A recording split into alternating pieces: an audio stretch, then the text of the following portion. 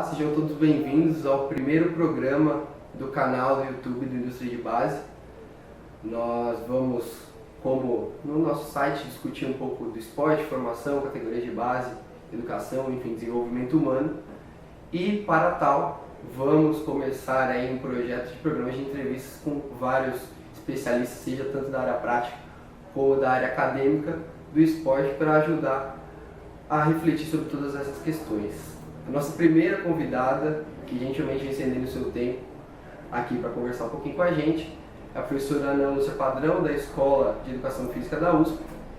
E para começar essa discussão, esse bate-papo, a gente começa com uma questão já um pouco espinhosa, espinhuda, complexa, né, que é justamente para que existe o esporte de alto rendimento, né? Para que, qual que é a função dele na sociedade, sendo que a gente tem muitas pessoas que não se interessam por esporte. Tem muitos cidadãos brasileiros que vão parar e perguntar pra gente: para que eu vou querer que o Brasil seja campeão da Copa do Mundo? Para que eu quero que o Brasil bata o tão almejado 10º lugar nas Olimpíadas?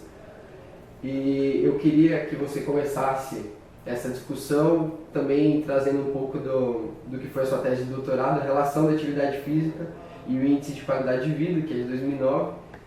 E eu acho que tem um pouco a ver com o que pode ajudar a gente a encontrar uma resposta para essa pergunta. Essa resposta é complexa, tem muitas variáveis, então seria difícil conseguir colocar numa resposta só todos esses elementos, né? Minha perspectiva em relação a isso, primeiro a importância do esporte. O esporte é uma forma de manifestação cultural, é uma manifestação humana, e ela esteve presente na história e em todas as sociedades, então ela faz parte do nosso acervo, né, cultural, faz parte da nossa vida. Acontece que quando a gente coloca como objetivo o esporte de alto nível, aí as coisas se invertem um pouco, porque você põe valor numa coisa, numa manifestação ou um investimento maior numa expressão desse esporte do que em outra. Então acho que a primeira coisa é assim, todo mundo, assim como todo mundo é capaz de aprender a ler, todo mundo é capaz de aprender alguma modalidade esportiva. Isso não significa que todo mundo que aprende a ler e escrever vai virar o Shakespeare, mas tem esse potencial, e o ser humano tem um potencial de movimento humano que muitas vezes é expresso no esporte e que a gente pode aproveitar, né?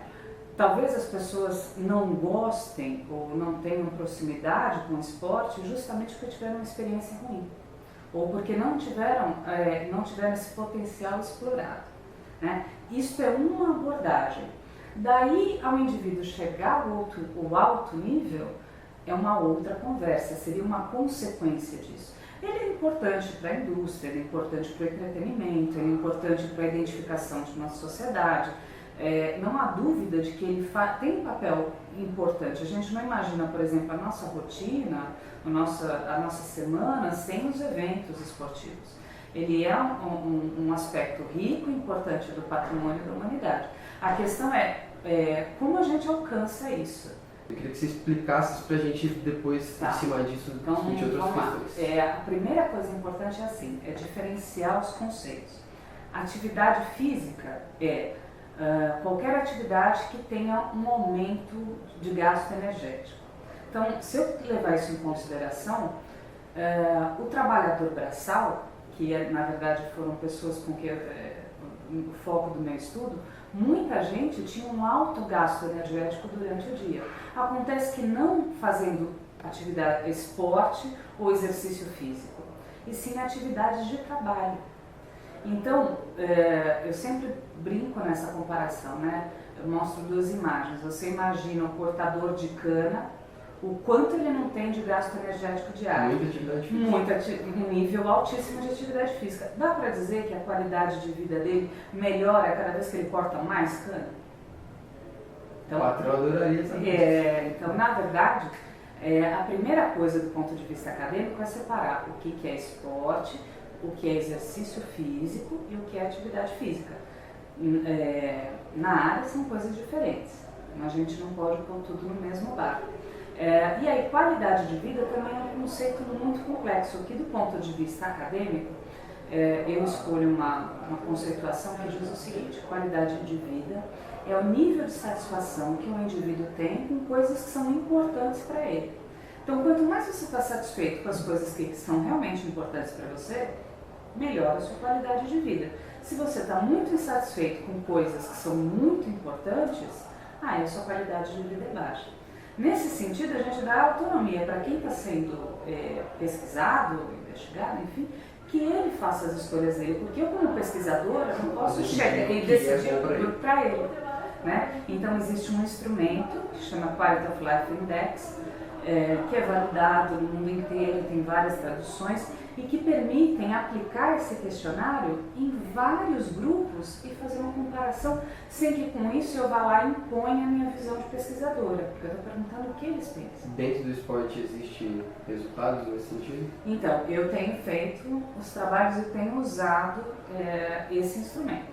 Né? Então, eu já fiz com vários grupos, tenho alguns trabalhos publicados, como qualidade de vida em atletas profissionais, semiprofissionais e amadores, condições de vida e qualidade de vida, também um outro trabalho. Estou terminando um agora que relaciona centros de excelência de treinamento, uma aluna chamada Juliana Tanimaro, que fez esse trabalho como monografia e comparou a qualidade de vida de adolescentes dentro e fora de centros de treinamento de excelência. Esse é um ponto que nos interessa bastante. Então, eu acho que a gente cada vez mais precisa, e esses estudos, na verdade, eles têm uma ressonância com uma outra teoria que chama abordagem holística da carreira do atleta, que é do professor Williman e Stambulova. Tem vários autores que falam que a gente tem que considerar o todo, o aspecto atlético, o aspecto psicológico, o aspecto social e o desenvolvimento educacional e acadêmico.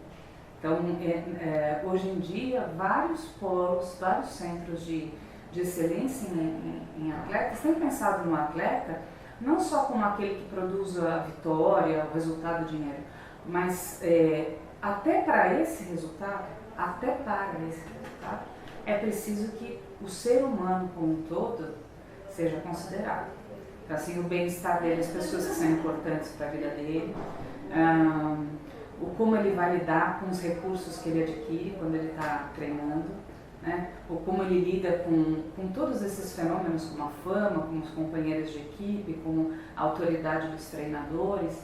Então, cada vez mais os atletas têm se posicionado no sentido de pensar, e não só nesse período da carreira do atleta, mas depois dela também, o impacto que essas limitações, essa singularidade da vida de um atleta repercute também ao resto da vida. Dá para vencer, dá para formar o atleta da maneira mais excelente possível, para ele ser o mais vitorioso possível, focar nisso e ao mesmo tempo formar o resto. E ser um ser humano completo, de uma maneira integral. Não ficar longe da família, não abandonar os estudos, não abandonar os amigos, enfim, dá para fazer tudo isso. Dá. Eu acho que assim, é importante, é possível. Eu sei que o que a gente precisa, na verdade, um dos problemas nesse sentido é assim, nós precisamos de técnicos profissionais e gestores profissionais. Técnicos profissionais que consigam justificar o seu trabalho diretamente com o atleta, que não seja só ganhar ou perder no imediatismo da formação. Então precisa dar um tempo para esse trabalho vingar, e ao mesmo tempo os dirigentes têm que entender que esse é um processo a longo prazo. Quer dizer, se eu ao tempo inteiro, quando o garoto tem 13 anos, 14 anos, 15 anos, eu só fico pensando em ganhar naquele momento, aí o técnico não consegue ter, o atleta não consegue ter estrutura suficiente para se desenvolver de uma maneira geral. Agora, se eu quiser pensar a longo prazo, aí dá, né? Mas eu preciso ter uma certa maturidade, uma confiança da estrutura em volta do atleta, né? Técnicos, dirigentes, familiares, que tenham essa cultura de fazer o que é o mais adequado naquele momento para o desenvolvimento total do atleta, para que ele chegue aos 20, aos 30 anos e continue rendendo e tenha uma vida, né? porque acho que o grande problema, né, que a gente tenta é assim, a vida do atleta é sacrificada. A gente está num momento agora que é muito... A imprensa divulga muito essas histórias de superação. Então, parece que a vida do atleta tem que ser um sacrifício eterno. A dúvida científica é: quais são os sacrifícios necessários e quais não são? Então, assim, às vezes, treinar horas a mais é um sacrifício necessário. Agora, deixar a família, está provado que contribui para o desenvolvimento do atleta? Eu acho que a gente precisa procurar os sacrifícios necessários. Assim, olha, para alcançar determinado objetivo, eu pago um preço, ok. Né? Quanto disso realmente traz resultado é que é a grande questão. Começou com uma grande, uma complexa, eu também vou fechar com uma complexa. Você falou de burnout, eu já lembrei de burnout, dropout, a gente está falando aqui a grosso modo de desistência. Basicamente isso, não vamos entrar tão fundo, mas é basicamente desistência do atleta em relação a essa modalidade específica. No estado de São Paulo, foi a primeira coisa que a gente levantou quando a gente começou o trabalho no indústria de base, foi o levantamento de quantos meninos estavam nas categorias de base federados, eram em torno de 10 mil. Se desses eles tiverem uma experiência muito ruim, muitos desses, vamos dizer que metade, não quiser nunca mais jogar futebol, é um impacto social já razoável, né? Vamos ter aí adultos mais sedentários e eu acho que a gente está no consciente que isso não é bom. Qual que é o impacto dessa formação ruim, entre aspas, nesse sentido, nessa questão de traumatizar os jovens, né, que entram para o esporte já com essa intenção de alto rendimento, para a saúde pública até? Acho que o primeiro aspecto assim, que é importante ser considerado é que o esporte, muitas vezes, principalmente o futebol, é visto como uma maneira de mudança social, de ascensão social. E aí o que acontece é que se você entra numa modalidade esperando que vai enriquecer, que vai ter alcançar aquela imagem dos ídolos, que são raríssimos, pouquíssimos que chegam aqui, né? A decepção é muito grande. E nesse sentido, mascara a alternativa que efetivamente a gente sabe que produz mudança social, que é a educação. Então, assim, todos os estudos na área, no mundo inteiro, a gente sabe que uma das formas de mudar de patamar, do ponto de vista econômico, cultural, é a educação. Né? Uma educação de qualidade, uma dedicação aos estudos. Quando eu não enxergo essa via e acho que só a via do esporte vai me trazer isso, as minhas chances de realmente mudar de classe social são muito restritas. Então acontece a primeira decepção. Né? O segundo aspecto é que quanto melhor a experiência, né, quando eu falo aí na experiência esportiva de uma maneira positiva, em que eu adquiro educação esportiva, não só o fazer a prática, mas aprender a torcer, aprender a observar, aprender a apreciar, aprender a discutir, ter o senso crítico sobre o que acontece no mundo esportivo. Tem uma série de questões sobre cultura esportiva que deveria estar incluso nesse processo. Não apenas o aprender a chutar ou fazer o abafamento, no caso do futebol, enfim, as questões técnicas. Né? Então, na verdade, quanto mais eu tenho isso, mais eu consigo, mais eu ficaria, né, ou teria uma continuidade de vida esportiva, mesmo que de uma maneira não profissional. Com isso, a gente perde certamente, né, porque as pessoas, primeiro, a frustração de não conseguir aquele sonho grandioso, e segundo, o de não continuar tendo o esporte nas suas outras variáveis, por exemplo, o do entretenimento ou da prática do exercício físico. Então, o trabalho ruim feito na base, ele tem consequências muito ruins. Por isso que é tão importante a gente conversar sobre a capacitação desses técnicos, né? E sobre o apoio que os técnicos precisam ter para fazer um bom trabalho.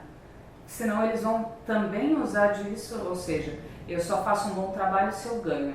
E para eu progredir profissionalmente eu preciso ganhar. Então eu sacrifico os meus alunos ou os meus atletas de 12, 13, 14 anos em função das minhas ambições profissionais. Isso é um problema também. Então eu acho que um impacto muito ruim a gente precisa pensar na melhor forma de fazer isso para aqueles que ficarão para o esporte como uma consequência para o alto nível, mas também para aqueles que não vão virar alto nível, mas que vão continuar fazendo parte do ambiente esportivo, seja como torcedor, como apreciador da modalidade, ou aquele cara que joga no sábado, no domingo, enfim, e que vai estar sempre ativo fisicamente, vai compartilhar socialmente, vai participar de uma manifestação esportiva com seus amigos, vai ter uma vida social, sem com isso ter uma frustração, né, do ponto de vista de não ter uma carreira de alto nível. Acho que essa é uma coisa importante para a gente considerar. Perfeito. Agradeço de novo a colaboração, professora. Foi uma conversa bastante agradável para mim, tenho certeza que foi útil também para todo mundo que está assistindo aí o nosso canal, nosso primeiro programa, né? Chegou ao fim e a gente agradece também a audiência de quem está assistindo o vídeo, compartilhando. Também a gente pede aí, se você gostou, se inscreva nos nossos canais, no nosso canal e até a próxima.